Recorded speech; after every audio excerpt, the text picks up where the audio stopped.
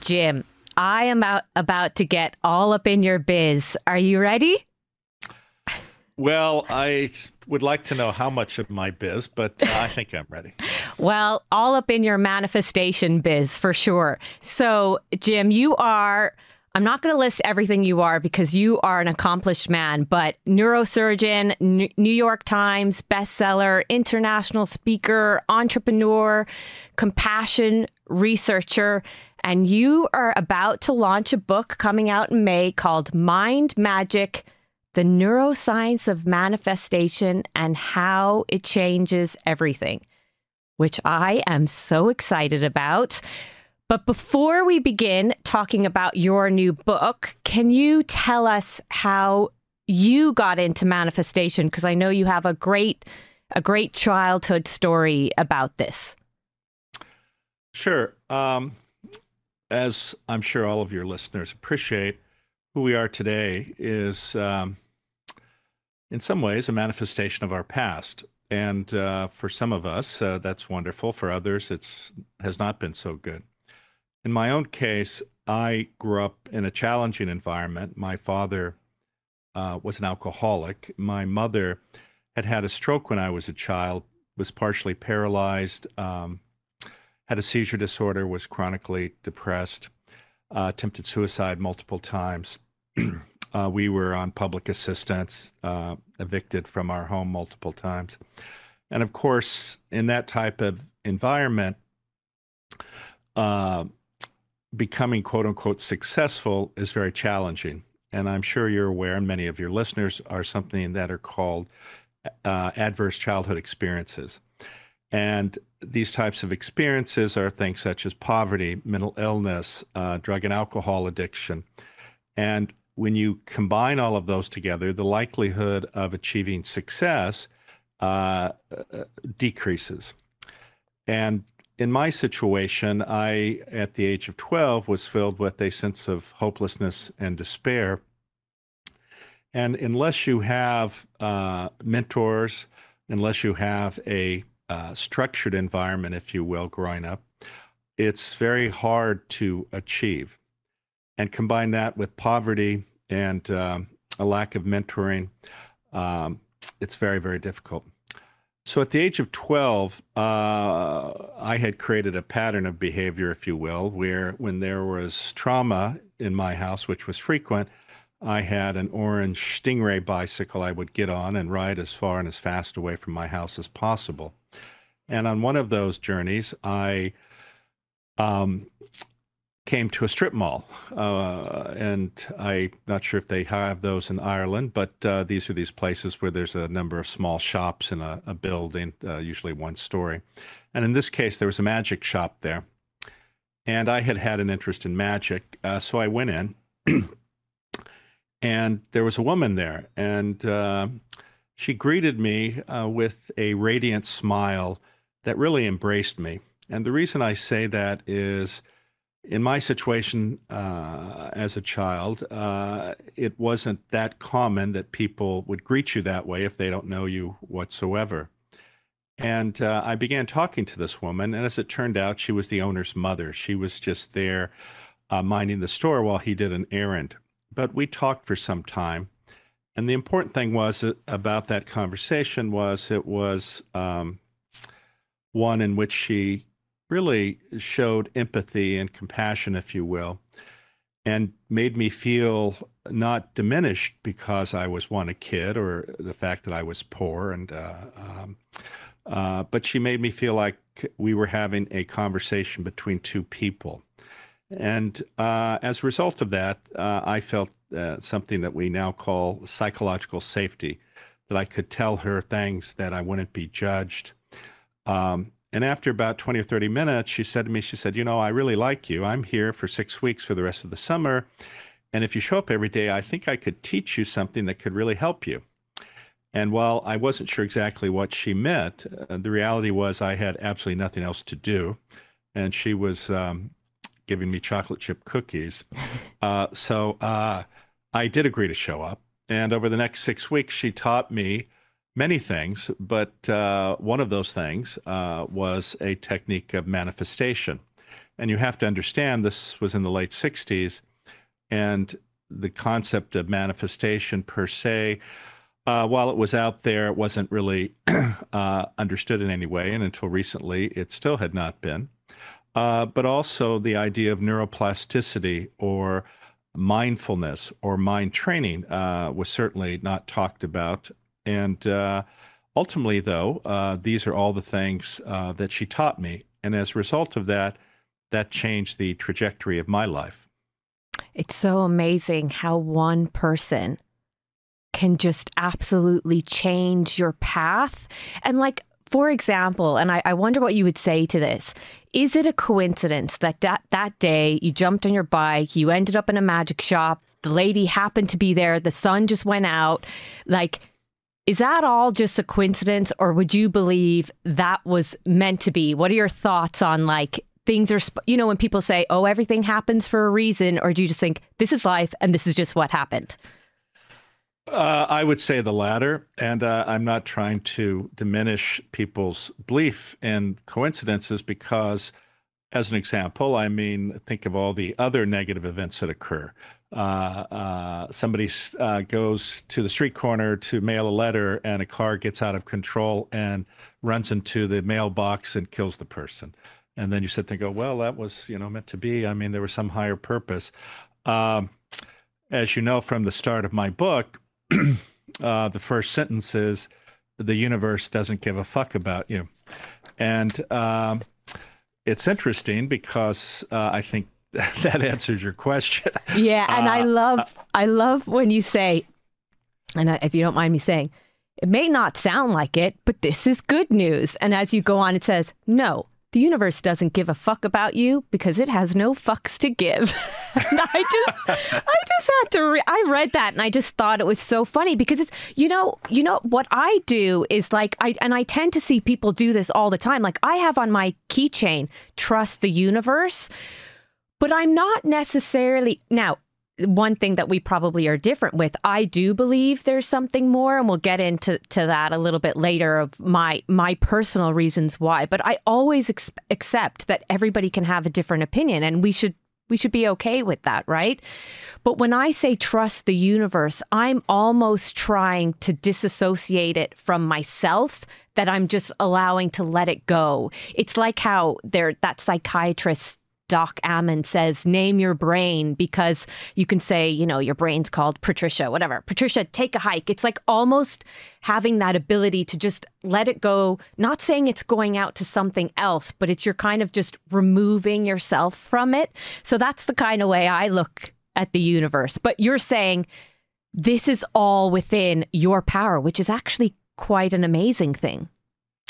No, I think that's right. Now, I know you probably haven't read the book because it's a long book, but in some ways that goes full circle in that statement, because ultimately what it says is that you're the universe.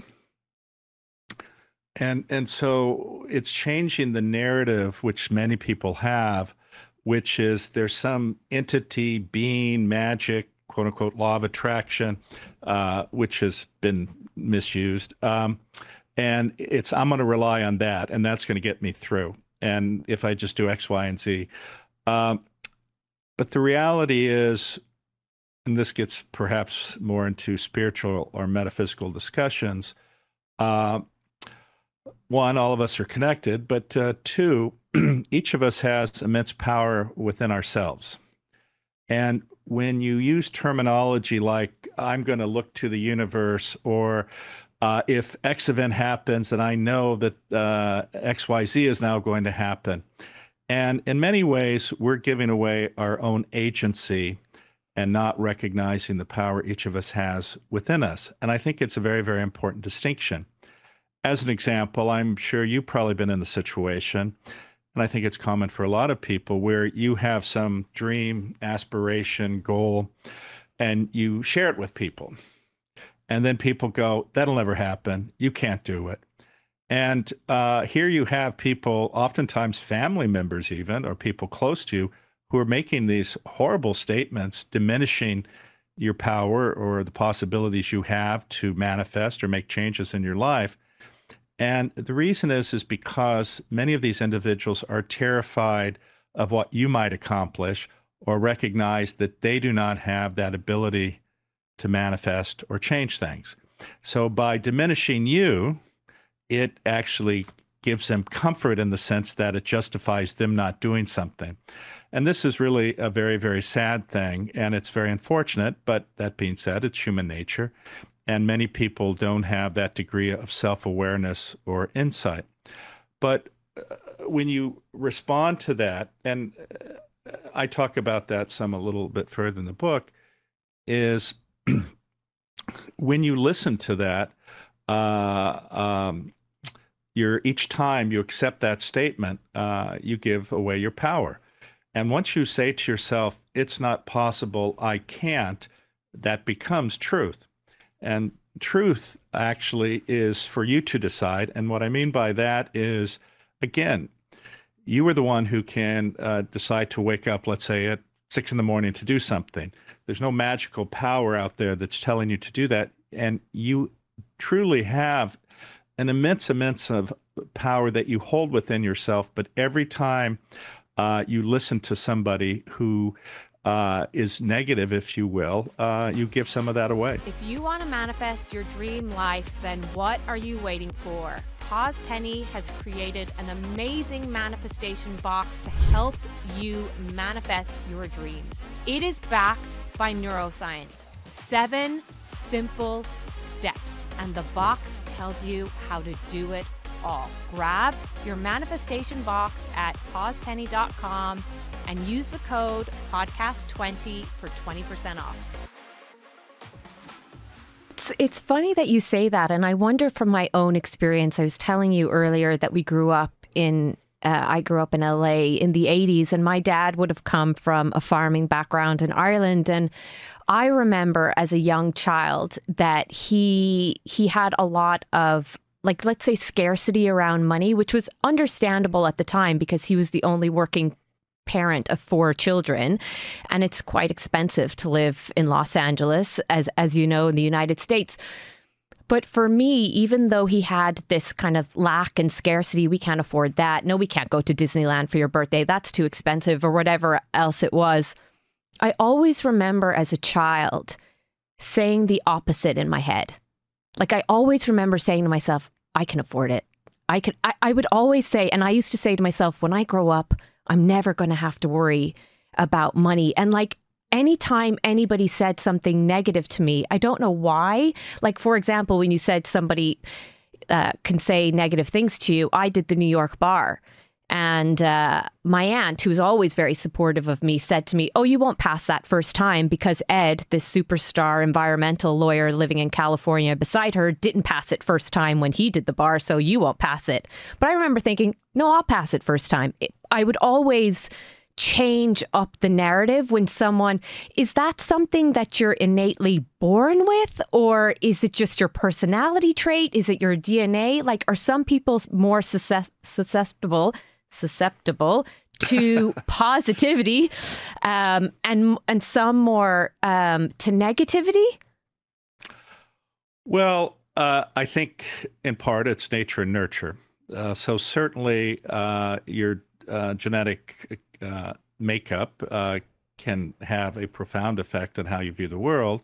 But that being said, it also has to do with the environment around you. And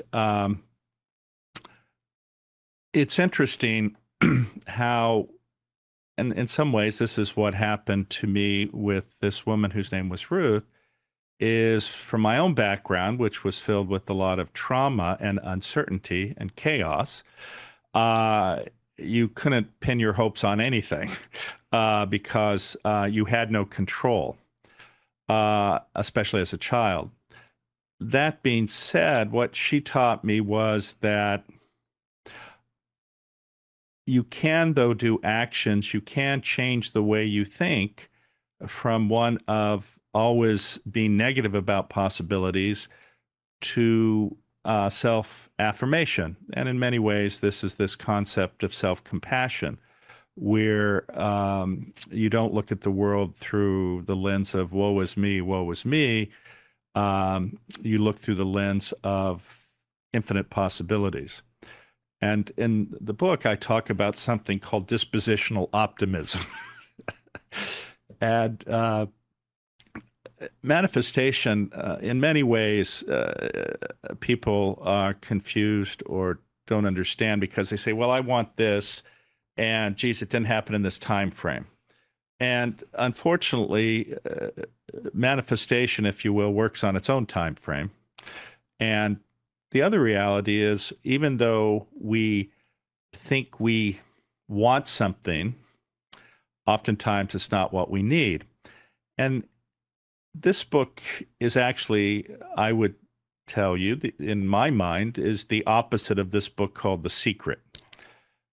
And as you know, The Secret interviews a lot of people, and it's always about, I want to be a millionaire. I want a big house. I want X, Y, Z. And for me, the problem with that is that when you focus on what I want, that actually diminishes the possibilities. And let me explain. First of all of us, by the nature of being human, are manifesting. But many of us, since we haven't learned the techniques or understand the neuroscience of it, do it extraordinarily inefficiently. So there are ways where you can dramatically increase that efficiency. We evolved as a species, unlike other species. When you're born, we don't run off into the jungle or the forest and are completely independent. We require to be nurtured and cared for. And so deep within our DNA is this imperative for survival. But as part of that, our offspring need to be cared for and nurtured.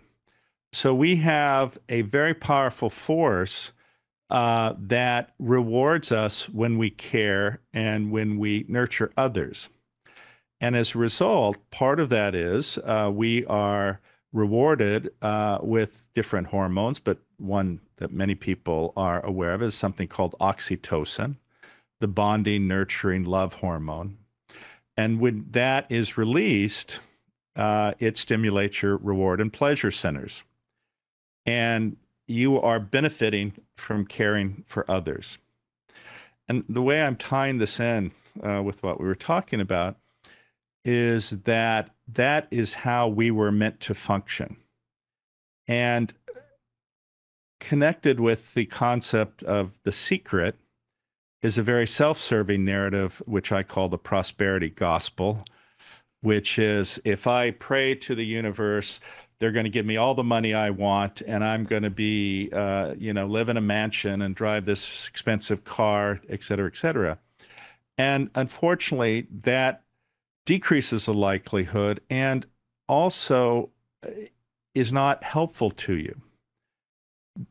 Unfortunately, over the last several decades, there has been this narrative of me, me, me, me, me, which, what does that do? It separates us from others. Because when it's all about you, you don't have time for others. And so a lot of the book is about changing that narrative. And in some ways, it gets back to even what we started with. The universe doesn't give a fuck about you. People are looking outside themselves. And even for myself growing up and my misunderstanding, because I was 12 when all this started, I fell into that trap. If I just have this, if I have a Porsche, if I have a Rolex watch, if I have $1 million, if I'm in a mansion, everything's going to be perfect and I'm going to be happy. And that was a profound mistake, but one that, considering my situation, was not unusual. And so I would do all of these incredible accomplishments. I would get these things, but it did nothing to make me feel whole. Because again, I was looking for the universe to tell me I was okay. But the only person who could give me that was me.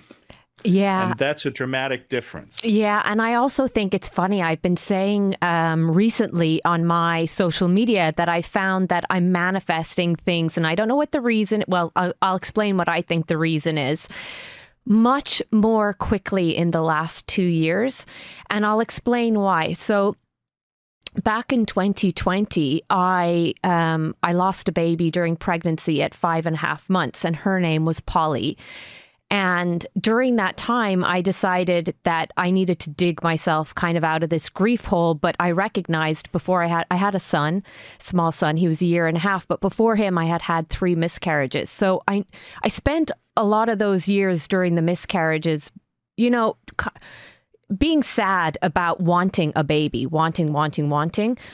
And so after the loss of Polly, I went back to my gratitude practice. So instead of writing 10 things a day, I used to just write one because that's all I felt I could do at the time of grieving. But I just chose one thing, and it could be, I'm so grateful I didn't have I had reoccurring nightmares and things like that. No nightmares. I'm grateful for my son. And I would dive deep into why I was grateful. And I created a small, little gratitude box where we have a box and there's a card in each one. But at the time, I recognized, so I created this brand called Pause Penny, and Pause was Polly, and then Penny was the girl that came after Polly. So it's also penny for your thoughts, which is kind of an Irish saying. But I was always very big into the power of the mind and our mindset. And I'm a lawyer, so I created a manifestation box and 7 steps, right? Which is like, what do you want? Why do you want it? What do you see, hear, and feel? What action are you going to take? And what are you grateful for? And then penny for your thoughts at the end. And I recognized that when I wrote the why card, there was no longer, it was always about why did I create Pause Penny? It was to inspire others that they could do this. They can believe in themselves. They need help with the steps, right? So as I started to focus my mind more on trying to educate and motivate people and doing corporate workshops, so much is coming up for me.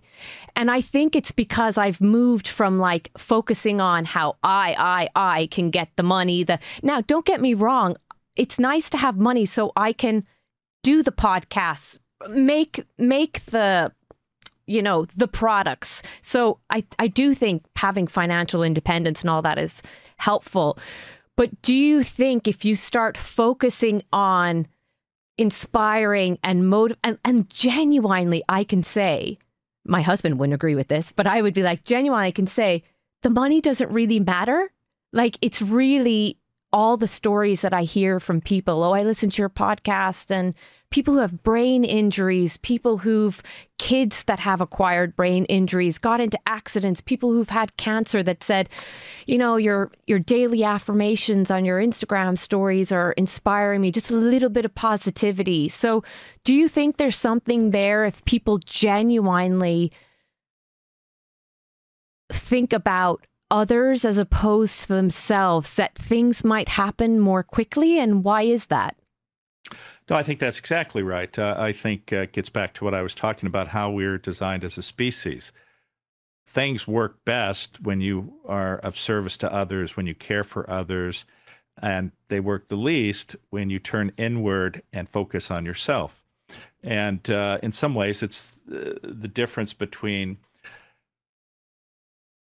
oftentimes when people focus on themselves, it's from a very negative perspective, because they believe if they get whatever they're asking for, it'll make them whole. And this actually, this idea, which is in many ways fear-based about their own insecurities or their own shame, then has a physiologic effect, which is quite negative. If you look through the lens of I'm being of service, I'm being generous, I have gratitude, that's an outward expression to care for others. And I'll give you an interesting example, although this is really literally one of many, many. Because of my book, the first one, which was Into the Magic Shop, which was about my own journey out of poverty, if you will, and to become a physician. And in some ways, it also is a parallel situation. I would get emails or letters from people who would say, I have done everything I can and to get into medical school, and I've been rejected multiple times. And one of the people who sent me an email was a woman who was a Sri Lankan immigrant, and her parents had come here, and in some ways what you were talking about. In their situation, they had been reasonably successful or middle class in Sri Lanka, but, her father ended up having, I believe, to drive a cab. The mother had to work in a very menial job at a care center for the elderly. And their dream was their daughter would be the success, right? And they put a lot of burdens on her. And they told her she needed to become a doctor. And not that she didn't want to be a doctor, but so her whole identity and her whole goal and her whole dream was wrapped into, I have to do this to satisfy this thing, right? And she got lost in that. And, I worked with her a bit, and I said, the problem is this is about what you want or what you think you want, not about looking through the lens of, if I become a doctor, I will be able to do X, Y, and Z and care for people.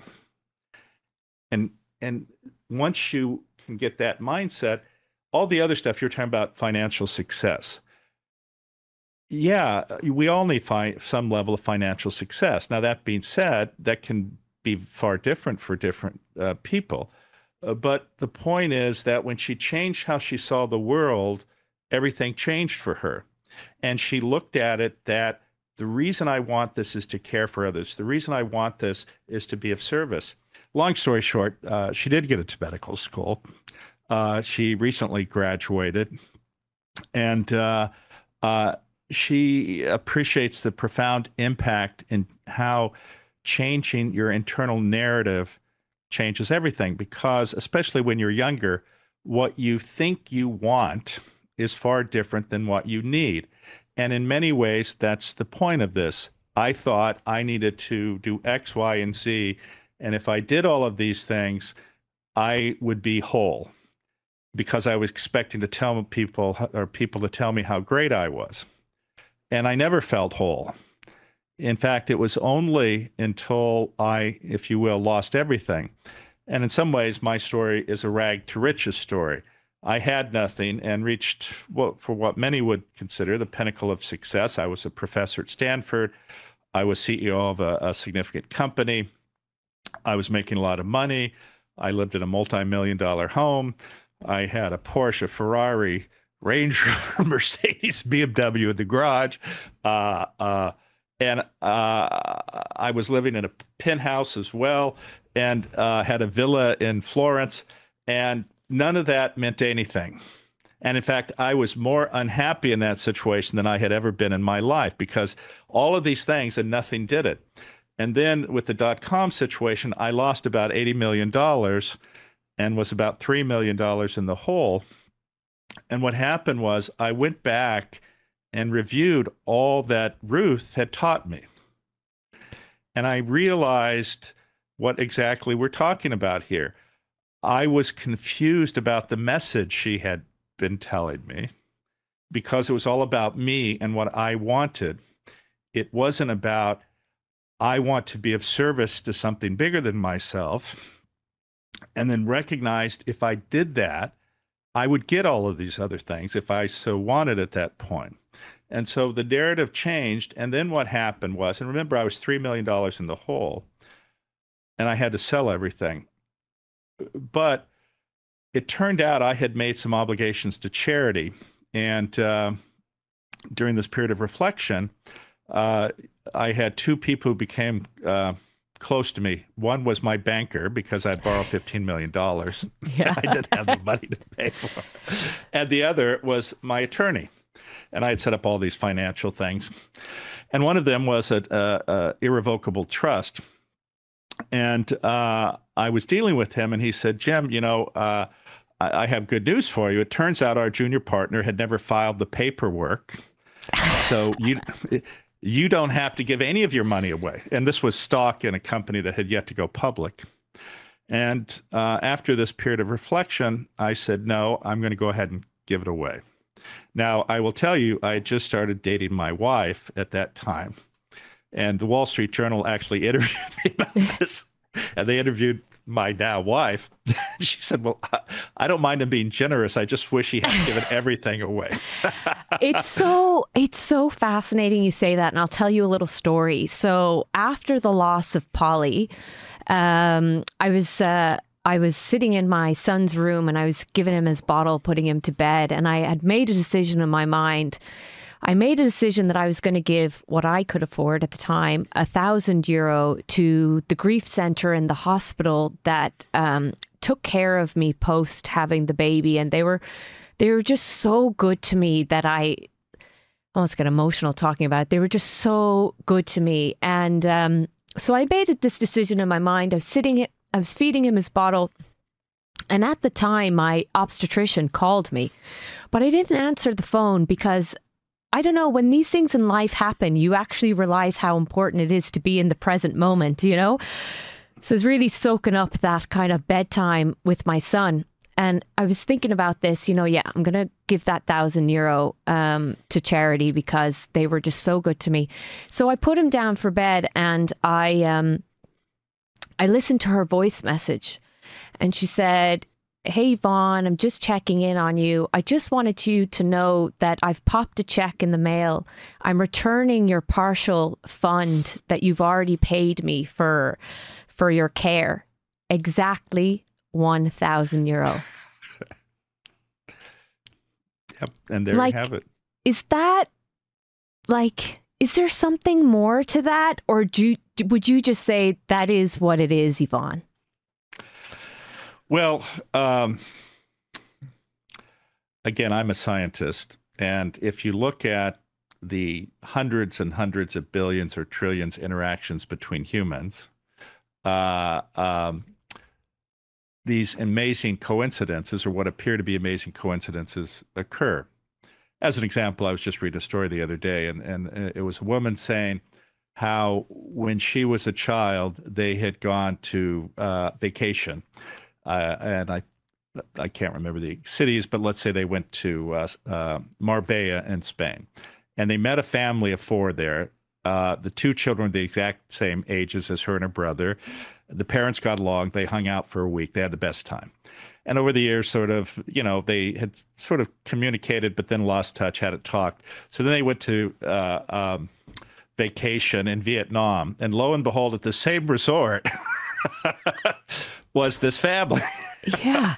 Years later, and they're going, oh my God. And so was that the universe talking? No, it was just an extraordinary coincidence of hundreds of billions of interactions it occurring. So I try not to get lost in that. It's a wonderful story. But, think about all the other stories where it turned out they were in the same country, but they were at a resort miles away and they never ran into each other. Yeah. Right? Yeah. So but do you think that you are so focused on science and data, and your brain is so strongly tuned in and the neural pathways to science that you think, no, it has to only be science? Because I know, for example, and I'm not trying to push you over to a different edge, and I think it's great to have lots of different views. Like, I know Huberman talked on a podcast recently, and he said he believes in God and he prays. I know Dr. Tara Swart talks about spirituality and believing that there's a little bit more. Do you believe, with all your surgeries, has there ever been anything or any patient that made you think, is there something more? Has anybody ever woken up and been like, I saw something? Or is that just like stories for angel books or something? Well, actually, Andrew Huberman and I actually did a thing in Turkey together many years ago. And so I know Andy, and actually Tara I know very well. And we did a podcast, and she was on my podcast, I think, some time ago. So I know both of these individuals, and I don't want to diminish people's belief systems in any way. What I would say is when people use the term God, you have to be careful what they mean. As an example, you could say the universe is God. You could say positivity in the world is God. It does not necessarily have to translate into Jesus Christ is my Savior, or I believe in Mohammed, et cetera, et cetera. So I would caution that what that means exactly. You know, prayer in some ways is a form of visualization as well. So again, I think if you're a scientist, definitions are very important. And so we would need to tease out exactly what they mean by that instead of trying to put their statement into a box to fulfill a view that we like. Okay. Yeah. And so I would say that, but let me just finish this other story, which was the rags to riches story quickly. So I lost everything, and I'm reflecting on this situation. And the long story short is that even though I lost everything, in some ways I got unlimited riches. And what I mean by that is by changing my mindset, by changing how I looked at the world, that changed everything. I went from, I'm a doctor to get the respect of everybody, that I'm important, even though, I was never a bad guy. It wasn't that I didn't care for people, but it went from, I am of service, my job is to care. That's how I'm a doctor. And then from that, it then manifested into this interest in neuroscience and compassion, which then allowed me to start this center, of which the Dalai Lama became the founding benefactor. But even in some ways more profound, I have ended up becoming friends, acquainted with, confidant, advisor to many of the major spiritual and religious leaders in the world. Desmond Tutu, Thich Nhat Hanh, Solgo Rinpoche, who are all past now, became friends of mine. And I spent a lot of time. But also Amma, the hugging saint, Sadhguru, Sri Sri Ravi Shankar, Eckhart Tolle, Byron Katie, Werner Erhard, the founder of EST, all became friends of mine. And as I tell people, I'm an atheist. I'm a complete non-believer, okay, at least in the context of organized religion. But I would say that I believe there is a positive energy, and I believe that that energy is contained within yourself and within all of us, and that is what connects us. And that's why human connection is so important, because that is fundamentally who we are, and the recognition of this oneness between all living beings. And I think that that is based on science in the sense of many of the things I talk about in the book. So on the one hand, I went from rags to riches to rags, but then what I received has nothing to do with monetary, financial, or power issues. They're connected to the heart of who we are as human beings. And when you spend time with elevated spiritual and religious leaders, they live above their dogma. And the fundamental component of all of their messages is love, acceptance, non-judgment, compassion, gratitude, many of the things that you mentioned also. And so to me, that is the most powerful riches one can ever have.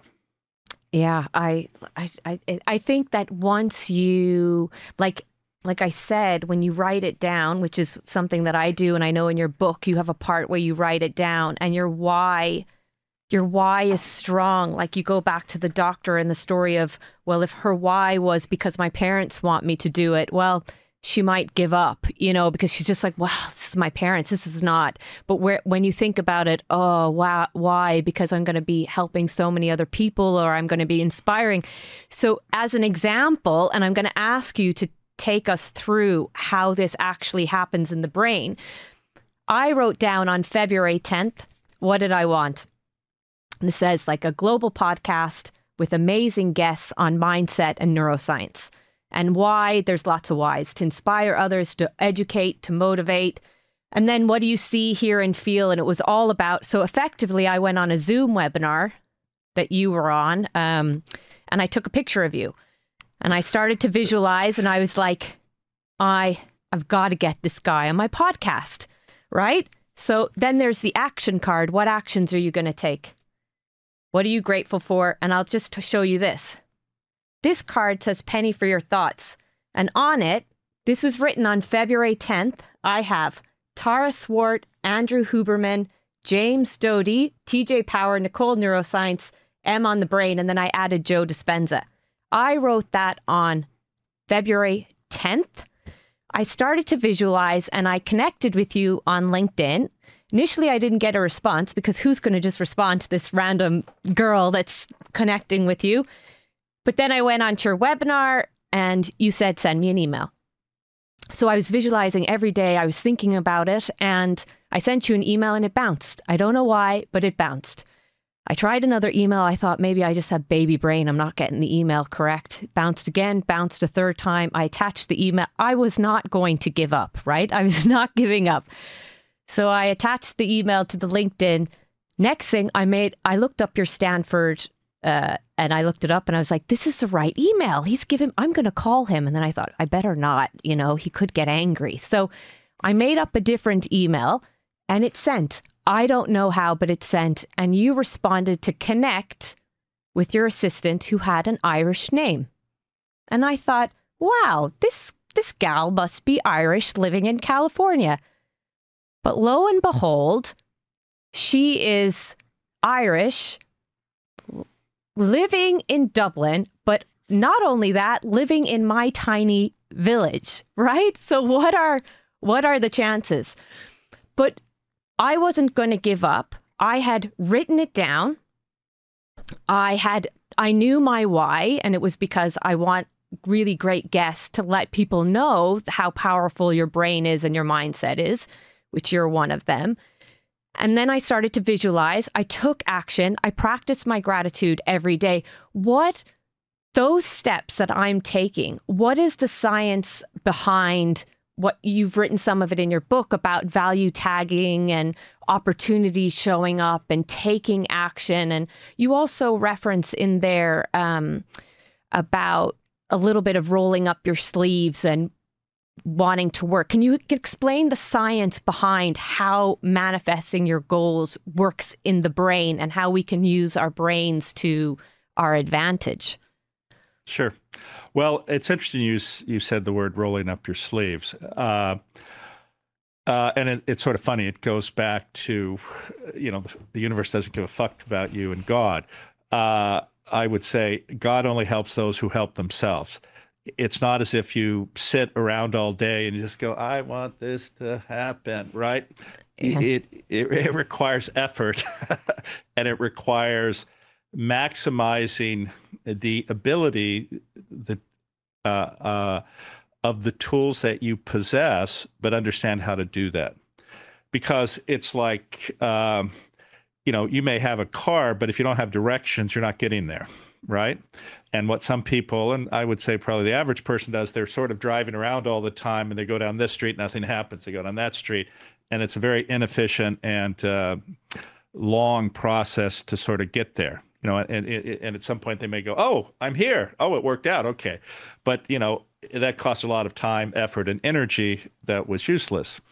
And you use the word value tag, and I think that's very, very important, because unless your brain recognizes something as having value to it, it doesn't become salient. It doesn't get your attention.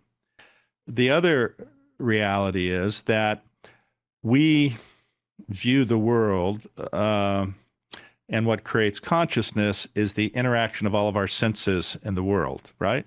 And the reason that's important as a living being is that our bodies have to maintain their homeostasis. All the systems have to work.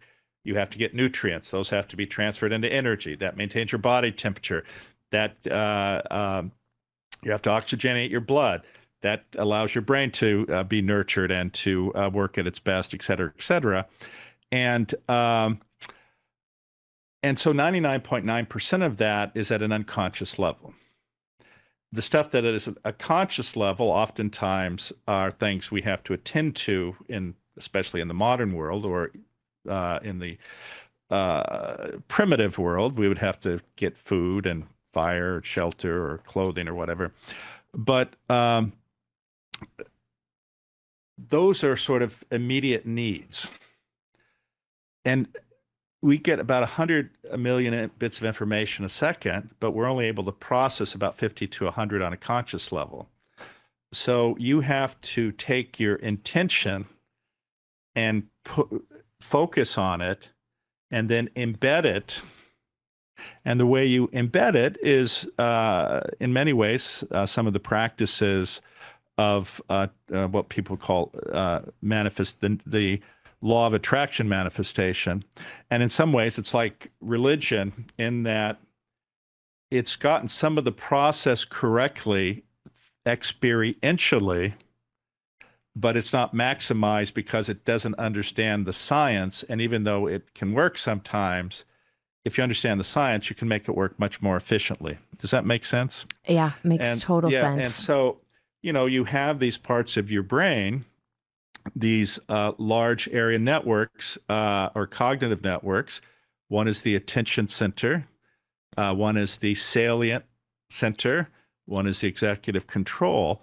And you have to then use, and we talked about the senses, in some ways it's the opposite. Now you have to use the senses that it's not processing the incoming. You are now using your senses by writing things down repeatedly, by reading them to yourself, reading them out loud, thinking about the why. What is it that I want to do this? And when the why is I want because I want, I think I need, is far different in how your body responds to I want to be of service, I want to care. And so when you do it through that way, the likelihood of it being embedded in your subconscious, and I will use subconscious and consciousness, although they're different in some ways. We don't need to go into that explanation, but I'll just use the term subconscious. Then once you value tag it, it's like releasing a bloodhound. I think I used the example. Yeah. Now it is always attuned to, if you continue that analogy, to the smell of what you're searching for, right? And the example I would use is you being at a coffee shop and you're thinking of your manifestation, or maybe you're not, but then there's somebody next to you having coffee and they start talking about an area that is particularly relevant. And then you turn to them and you begin a conversation. And in fact, it turns out that they're working on the same thing or have the same interest, or they can be of service to you. And then suddenly you've in fact manifested this. And so I think that is a really a key. And as you were saying with your cards, I mean, you came on LinkedIn. You somehow ran across me after you. I was right? tagged. I was tagged. Yeah. I've only been on LinkedIn since November. I've decided to go on. I've started talking about manifestation. Somebody else tagged me in one of your posts about your book saying, Yvonne, you've got to check out this book. And then the process started, and then I wrote it down, and then all of a sudden, but I think it's a really good point about how what happens is when you write it down, you start to visualize, opportunities start to open up. And I'll give you an example. When I first started the podcast, I had written down that I wanted a podcast sponsor for my podcast for the first season. So I had written it down, but I thought maybe this would happen in the future when the podcast got, much bigger and I would get a big, I wasn't expecting a sponsor for my first season. And so I had a telephone call one day. It was the next day after I had written it down with a company that basically ships your products. And I said to them, I was wondering, can you post and package and ship my products? And they asked me about my sales. And they said, look, it's, that you're not making enough sales. And I said, not yet. But we weren't having a conversation about a podcast sponsor, but I said to them, well, actually, just so you know, I have a lot of guests that are coming on that have Irish products and they're shipping. So would you be interested in sponsoring a podcast? And they said yes.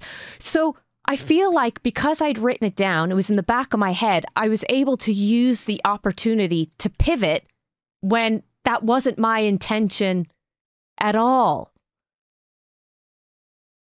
No, I think that's exactly right. And again, once it's sitting there and it's has the attention of your subconscious, then it becomes salient and these types of things occur. And in some ways, that at this unconscious level is why you started this query, right? Because you were already teed up, if you will, based on what you wanted to manifest. And so I think that is a very relative example. And congratulations on getting that sponsor. Good for you. And do you think, like, if someone were to ask you right now, okay, so I want to start manifesting, but like my life is terrible. I don't know. I want to meet somebody, but it's hard, and I don't like my job. I did an event for 25 people last Sunday, and over 1/3 of the group said they hate their jobs, which I thought was just it's terrible. And so, like, because we spend so much time in our job. So if people are spending so much of their day with, say, a negative boss, or they just don't like what they're doing, they don't feel like they're valued, like, where would you suggest people actually start with manifestation to rewire the brain for more positivity, to see, you know, to get more opportunities? Where would you suggest they start? Well, I think the first thing you have to do is to change how you see the world. What is sad, of course, is that for the majority of workers, they're not enthusiastic about their job. And in fact, there is a huge level of disengagement. And so I think there are a variety of different ways to approach this. One, you need to change how you're looking at the world. If every day you say, I hate going to work, this is going to be horrible, I'm not going to have a good time, blah, blah, blah, blah, blah, well, then you have created your own reality. Now, I'm not saying this is universal because, frankly, some people have very, very bad, horrible jobs or horrible bosses. But in general, you have the ability. There is a Stoic who was a slave named Epictetus. And he said, I cannot control my circumstances or my situation, but I can control how I respond to them. Mm-hmm. And I think what people don't understand is it is within their power, and it gets back to the power of your own mind. As an example, I met a fellow who was probably one of the happiest people I ever met. And he was digging ditches one day. And I was walking by, and for whatever reason, he and I started having a conversation.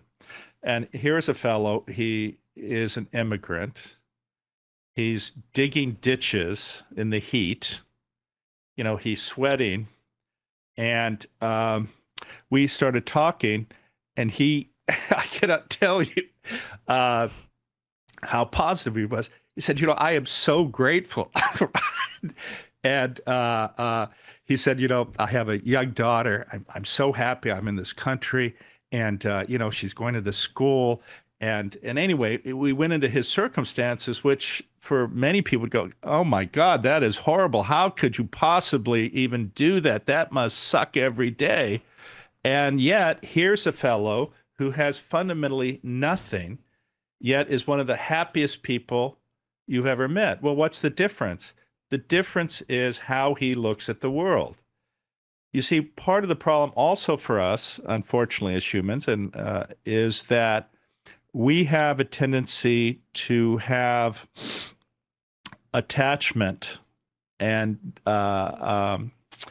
to things.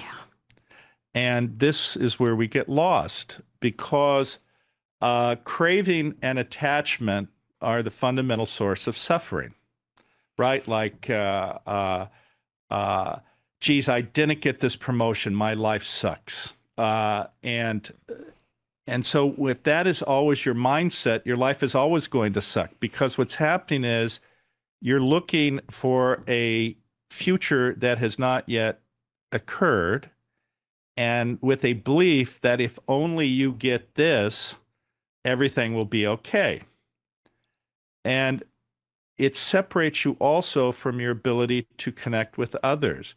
Because if your focus is always on the prize, you're not enjoying the journey with the people around you. And that is a fundamental problem. And in many ways, this relates to this term equanimity, which is this evenness of temperament. Because the reality is, no matter what your goal is, and don't get me wrong, there's nothing wrong with having a goal and working very hard for it. But if you put that goal in the context, if I don't get it, my life is ruined, therein lies the problem. If you sit there and say, I did the best I can, it didn't work out, but that's okay. That's just the way it is.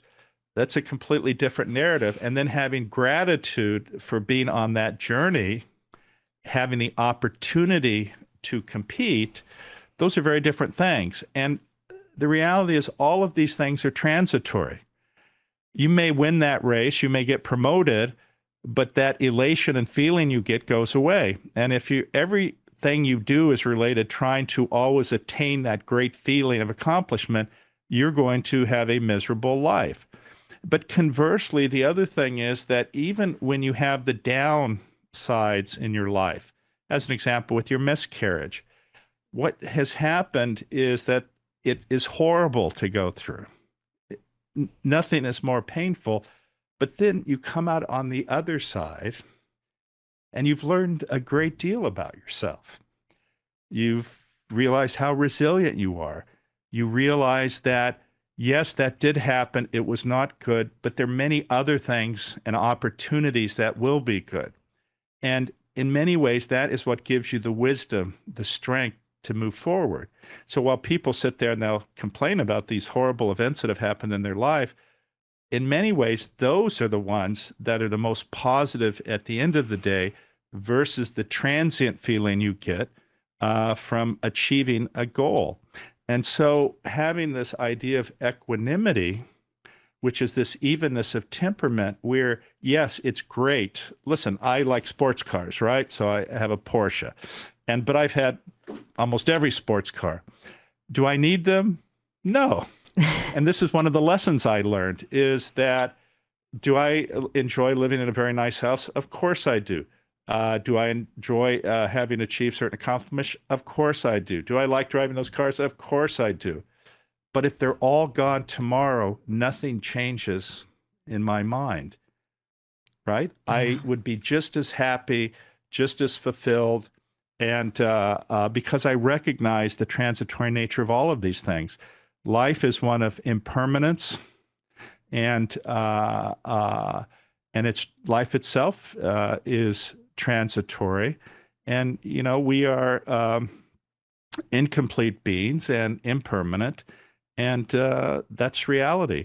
So getting lost in all of these other things is not a useful exercise, and is one that for many people then becomes something that causes great suffering. Yeah, I think, because I know your time is limited. So, but the only thing that I would say here, I think where the biggest challenge is when somebody wants something, like a female wants a baby in their life and they're struggling to have that child, or maybe somebody wants to meet a soulmate and that's what they're, say, manifesting. That's what they would like in their life. And it's just, you know, they get knockback after knockback, and, you know, it's part of human nature to want that baby or to have a companion. And that's where I find a lot of people kind of struggle. So. No, listen, I understand that. But again, you have to put it in perspective because, again, and I'll give you an example. As a neurosurgeon, I see horrible tragedy. frequently. And so, I have a patient who's fallen off a roof, and of course, woe is me, my life is ruined, I can't do anything. And I said, well, let me take you into the ICU to see the person who's paralyzed from the neck down. Yeah. You see, so believe me, it can always, always be worse. So when we put that pain we're having or that degree of suffering and think about actually how grateful we should be that that's the only thing we've had to go through. And again, all of this is about perspective and changing your perspective of how you see the world. As an example, in your own case, with you losing this child and the grief you had and all the horrible pain that went with that, when you look at it in perspective and you think about, a woman who has tried over and over after years, never had a child, and how important it was and how it negatively affected her relationship and how it led to her divorce and eventually her suicide. Then you go, I'm blessed, right? Yeah. So you can't get locked into your suffering because everyone is suffering, and many, many people are suffering much more, as an example, than I am. My suffering is first world suffering, which is nothing. Yeah, I think it's so, it all goes back to the importance of gratitude. So we're going to finish here, and I'm going to ask you 2 very quick fire questions. Who are you grateful for? I'm grateful for Ruth, this woman I met in the magic shop, but I also have immense gratitude to my parents, because even though my parents had issues, which I described to you, it was never an issue of not loving me, right? Yeah. Because the problem was, and this is the problem with many people, they couldn't help me because they did not have the tools to help themselves. Yeah. And your last question, what are you manifesting now? There are actually 2 things. One is I've been working on a mental health app that I believe has the potential to help a lot of people who are suffering, and it's called Happy, HAPPI.ai. And so that's one. And then the other, which on the one hand is selfish and the other hand is not selfish, is Into the Magic Shop is looks like it's being made into a movie. Amazing. Yeah, so that's sort of happening, and I've really had the joy of connecting with, do you know who John Hamm is? He was in a show called Mad Men, and he was in, I guess, the Tom Cruise movie. I'll look him up. Yeah, anyway, John Hamm, at least in the U.S., is, if you want to call him an A-lister. You probably know Tom Hanks. Yeah. Anyway, John bought the rights to the movie, and we're sort of moving along in that direction. So that's sort of exciting. And again, while it's wonderful on an ego level, I think many people are inspired by hearing stories of overcoming hardship, because it gives them the possibility that they can overcome the hardships they're having. So I think, and it's the best case, it would be able to do that for not just a few thousand people, but, potentially tens of thousands of people. And the other thing is the work that we do to teach people all over the world the power of compassion to change lives. Amazing. I am so grateful, Jim, to you. You are going to be on my gratitude card tomorrow because I do my daily gratitude. I just write one thing down for your time and how you're just going to motivate and inspire so many people. I'm so looking forward to an app like this because I think our kids are the future, and I already practice gratitude and affirmations with my kids every single. Now they're actually, it's kind of going backwards because they're fighting. Who wants to do the grateful first? So the 2 older ones, 5 and 2.5, are fighting. No, I want to. But we make up gratefuls for the twins, which are 13 months. and then I'd have them do affirmations. So I'm doing my best to kind of bring in this gratitude and affirmations to the kids. So I really am so grateful for your time and for everything you do. And thank you so much. And well, it's been a pleasure. Now I want to get some of those damn cards. Yes. Let me link in. I want to take this picture. Let me link in with Ona and get those boxes over to you. It's really just how the stories that I'm getting, it's kind of what you say, like, you know, I could have terrible days of sales, but then all of a sudden I'll be like, is this worth it? You know, I'm a lawyer and I'm busy and blah, blah, blah. And then all of a sudden, just at the right time, I'll get an email.